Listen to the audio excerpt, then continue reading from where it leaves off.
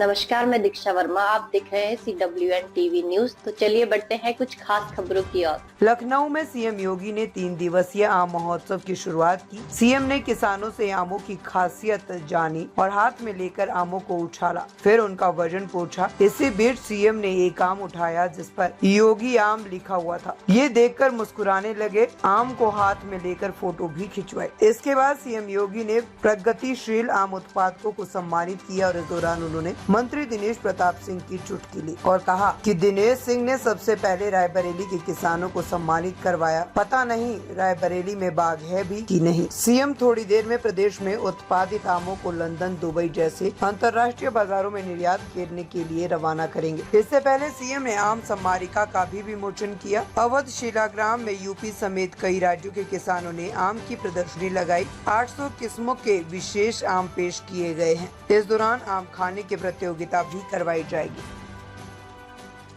वे किसानों के साथ हम लोगों ने औरैया में संवाद किया और मुझे अच्छा लगा कि आलू के बाद मक्का की खेती और मक्का के बाद धान की खेती, तीन फसल किसान ले रहा है। अकेले मक्का की खेती में 1 एकड़ में 1 लाख रुपए का नेट प्रॉफिट कमा रहा है हमारा अन्नदाता किसान। यानी ये चीजें दिखाती हैं कि उसने अब आधुनिक तरीके से खेती करना प्रारंभ किया, उसका परिणाम हमारे सामने आता हुआ दिखाई दे रहा है। ऐसे ही गन्ने में नई तकनीक उसके सामने आई है, बीज आया है।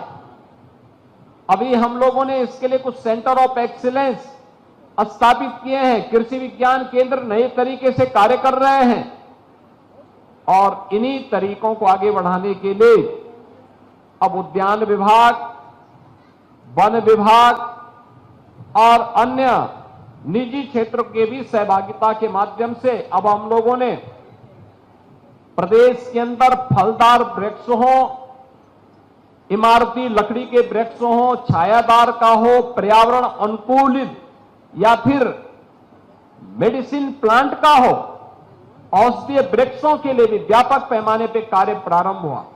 मुझे याद है 2017 को जब हम लोगों ने वृक्षारोपण के महाअभियान के कार्यक्रम को आगे बढ़ाया था, प्रदेश में मुझे 5 करोड़ पौध नहीं प्राप्त हो पाई थी।